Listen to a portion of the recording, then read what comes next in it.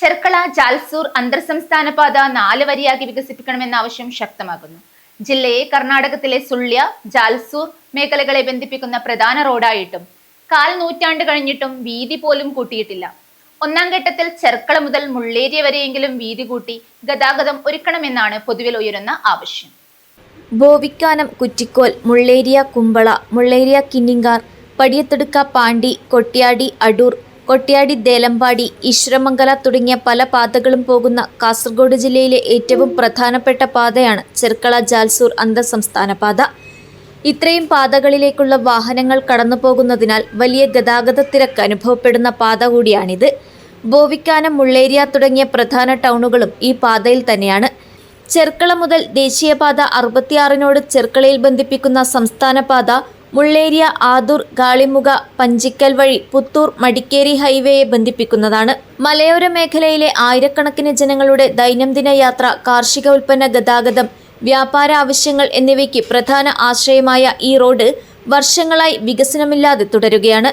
കർണാടക ഭാഗത്തേക്കുള്ള ചരക്ക് ലോറികൾ, സ്വകാര്യ ബസ്സുകൾ, ടൂറിസ്റ്റ് വാഹനങ്ങൾ, സ്കൂൾ വാഹനങ്ങൾ എന്നിവ ഉൾപ്പെടെ ദിനംപ്രതി ആയിരക്കണക്കിന് വാഹനങ്ങളാണ് ഇതുവഴി കടന്നുപോകുന്നത്. പല ഭാഗങ്ങളിലും റോഡിന്റെ വീതി കുറവായതിനാൽ 2 വലിയ വാഹനങ്ങൾ തമ്മിൽ കടന്നു പോകാൻ പോലും ബുദ്ധിമുട്ട് അനുഭവപ്പെടുന്നുണ്ട്. ചെർക്കള, പൗവൽ, ബോവിക്കാനം, മുള്ളേരിയ ടൗൺ എന്നിവിടങ്ങളിൽ രാവിലെയും വൈകിട്ടും ഗതാഗത കുരുക്ക് അനുഭവപ്പെടുന്നു. വളവുകൾ കൂടുതലുള്ള പാതയിൽ അപകടം കൂടുതലാണ്.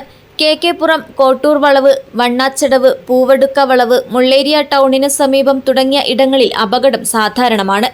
ജില്ലയിലെ കിഴക്കൻ മലയോര മേഖലകളിൽ നിന്നുള്ള കാർഷിക ഉൽപ്പന്നങ്ങൾ വിപണിയിലെത്തിക്കുന്നതിന് ചെർക്കള ജാൽസൂർ റോഡ് നിർണായകമാണ്. ഇത്തരം സാഹചര്യത്തിൽ റോഡിന്റെ ഇരുവശങ്ങളിലുമായി സുരക്ഷാ മതിലുകൾ, ഡ്രെയിനേജ് സംവിധാനം, ബസ് ബേകൾ എന്നിവ ഉൾപ്പെടുത്തി 4 വരി പാതയായി വികസിപ്പിക്കണമെന്ന ആവശ്യമാണ് ഉയരുന്നത്. പ്രധാനമായും ചെർക്കള മുതൽ മുള്ളേരിയ വരെയുള്ള 17 കിലോമീറ്റർ ഭാഗമാണ് വികസിപ്പിക്കേണ്ടതെന്നാണ് പ്രധാനമായും ഉയരുന്ന ആവശ്യം. നിലവിലുള്ള റോഡിന് ഇരുവശത്തും ആവശ്യത്തിന് സ്ഥലമുള്ളതിനാൽ റോഡ് വീതി കൂട്ടാൻ പ്രായോഗിക ബുദ്ധിമുട്ടില്ല.